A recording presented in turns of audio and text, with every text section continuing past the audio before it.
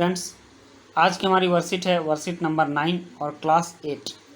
इसमें हम लोग हिंदी विषय की बस यात्रा चैप्टर पर डिस्कस कर रहे हैं, पढ़ रहे हैं उसको, और डेट है 22 अक्टूबर 2020। तो चलिए शुरू करते हैं। लेकिन इससे पहले हम जान लें कि लेखक ने जो बस पकड़ी थी वो बस काफ़ी जर्जर थी, और पीछे के वर्कशीट में हमने पढ़ा था कि किस तरह बस का इंजन ख़राब हो गया था, उसके तेल की टंकी फट गई थी, और बस का ड्राइवर बाल्टी में तेल इकट्ठा करके पाइप लगाकर चला रहा था। किसी तरह बस चल रही थी और बस चलते चलते एक पुलिया के ऊपर पहुंची, और पुलिया के ऊपर पहुंचते ही एक टायर फिस करके बैठ गया, मतलब कि उसका टायर फट गया, हवा निकल गई। वह बहुत ज़ोर से हिलकर थम गई। बस काफ़ी ज़ोर से हिली और उसके बाद रुक गई। अगर स्पीड में होती तो उछलकर नाले में गिर जाती। खैर संजोग ही था कि बस धीरे धीरे चल रही थी। अगर स्पीड में होती तो बस नाले में गिर जाती। मैंने उस कंपनी के हिस्सेदार की तरफ पहली बार श्रद्धा भाव से देखा। लेखक ने यहाँ फिर व्यंग किया है। वह टायरों की हालत जानते हैं, फिर भी जान हथेली पर लेकर इसी बस से सफ़र कर रहे हैं। उत्सर्ग की ऐसी भावना दुर्लभ है। उत्सर्ग मतलब त्याग।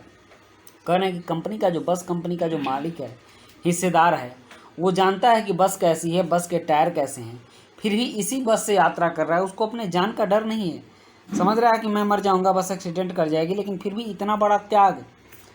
और उनका जो ये त्याग है ये दुर्लभ है, क्योंकि जानते हुए भी कोई मौत के मुंह में नहीं जाता है। सोचा इस आदमी के साहस और बलिदान भावना का सही उपयोग नहीं हो रहा है। इसे तो किसी क्रांतिकारी आंदोलन का नेता होना चाहिए।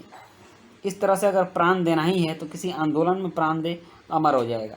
बस में गिरकर मरने से क्या फ़ायदा। अगर बस नाले में गिर पड़ती और हम सब मर जाते तो देवता बाहें पसारे उसका इंतजार करते। देवता भी वैसे महापुरुष का इंतजार करते कि भाई आप जान रहे थे कि मैं मरूंगा, फिर भी इस बस में आप यात्रा कर रहे थे। खैर मर ही गए हैं तो आइए अब मैं आपका कुछ स्वागत कर लूँ।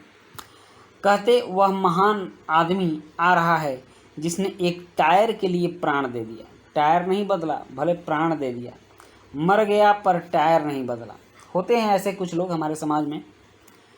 और उसके बाद दूसरा घिसा टायर लगाकर बस फिर चल पड़ी। मतलब कि बस में व्यवधान आ रहे थे, बस रुक रही थी, लेकिन फिर भी बस चल रही थी। धीरे धीरे ही सही, बस चल रही थी। अब हमने वक्त पर पन्ना पहुंचने की उम्मीद छोड़ दी थी। पन्ना जगह का नाम है, इनको पन्ना जाना था। तो लेखक ने वक्त पर पन्ना पहुंचने की उम्मीद छोड़ दी थी। पन्ना कभी भी पहुंचने की उम्मीद छोड़ दी थी। वक्त पर ही नहीं, कभी भी पहुंचने की उम्मीद छोड़ दी थी कि अब वो कभी पन्ना नहीं पहुंचेंगे। पन्ना क्या, कहीं भी कभी भी पहुंचने की उम्मीद छोड़ दी थी। और लेखक ने इतना हद तक अपनी उम्मीद को त्याग दिया था कि अब शायद वो कहीं नहीं पहुंचेंगे, कभी नहीं पहुंचेंगे। इसी बस में उनको प्राण देकर रह जाना है। लगता था जिंदगी इसी बस में गुजारनी है और इससे सीधे उस लोक को प्रयाण कर जाना है। उस लोक को प्रयाण मतलब प्राण त्याग देना है, और फिर मरने के बाद लोग जहाँ जाते हैं वहाँ चले जाना है। प्रयाण मतलब प्रस्थान करना, चले जाना है। इस पृथ्वी पर उसकी कोई मंजिल नहीं है। हमारी बेताबी, तनाव खत्म हो गए। और जब लेखक ये सोचे कि अब तो इसमें मरना ही है, तो उनकी जो पहले और वक्त पर पहुंचने की बेताबी थी, तनाव था, वो खत्म हो गया। हम बड़े इत्मीनान से घर की तरह बैठ गए। अब चुपचाप सीट पर बैठ गए। जो होगा सो देखा जाएगा। चिंता जाती रही, हंसी मजाक चालू हो गया। मतलब बस उलटने की चिंता, बस के टकराने की चिंता, अपने प्राण जाने की चिंता सब खत्म हो गई, क्योंकि परिणाम तो पता ही था क्या होने वाला है। तो बेचारे बैठ गए और हंसी मजाक चालू हो गया। तो ये थी आपकी वर्कशीट और इसके कुछ उस चैप्टर के अंश बस यात्रा की। इसमें कुछ शब्दार्थ भी हैं, जैसे देख लीजिए। उत्सर्ग मतलब त्याग, प्रयाण मतलब प्रस्थान या मरना, बेताबी मतलब बेचैनी, और इत्मीनान मीन्स तसल्ली। अब कुछ प्रश्न हैं।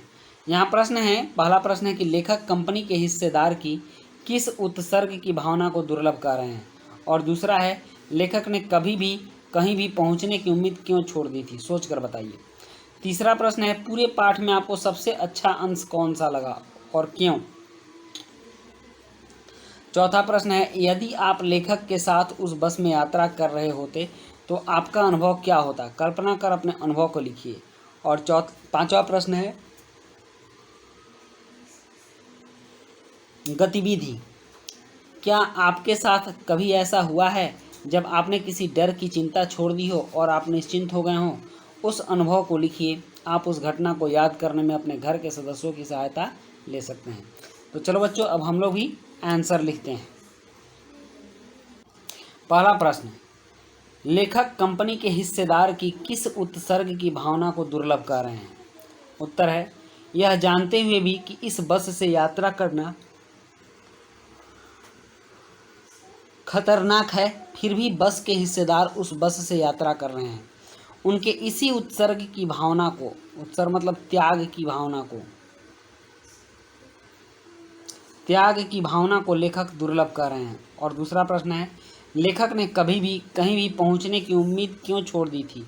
सोचकर बताइए। तो इसका उत्तर है, लेखक बस की स्थिति को देखकर ऐसा सोच रहे थे कि यह बस उनके प्राण लेकर ही रहेगी, इसलिए वह कभी भी कहीं भी पहुंचने की उम्मीद छोड़ चुके थे। नेक्स्ट है प्रश्न 3, पूरे पाठ में आपको सबसे अच्छा अंश कौन सा लगा और क्यों? इसका उत्तर है, निम्न अंश मुझे बहुत अच्छा लगा, जो कि लेखक व्यंग पूर्वक कह रहे थे। दूसरा, घिसा टायर लगाकर बस फिर चल पड़ी। अब हमने वक्त पर पन्ना पहुंचने की उम्मीद छोड़ दी थी।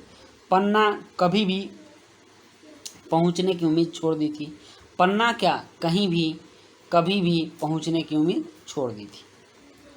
प्रश्न 4, यदि आप लेखक के साथ उस बस में यात्रा कर रहे होते तो आपका अनुभव क्या होता?